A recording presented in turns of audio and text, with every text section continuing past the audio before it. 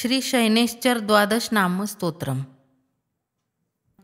शनैश्चरस्वधाकारी छायाभूसूर्यनन्दनः मार्तण्डजोयमः सौरिः पङ्गुश्च ग्रहनायकः ब्रह्मण्यो क्रूरधर्मज्ञो नीलवर्णोऽञ्जनद्युतिः।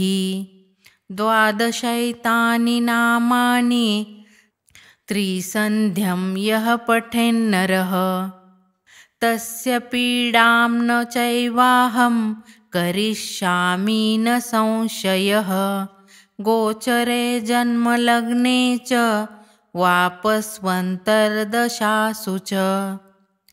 इति श्री शनैश्चर द्वादश नाम स्तोत्रम्।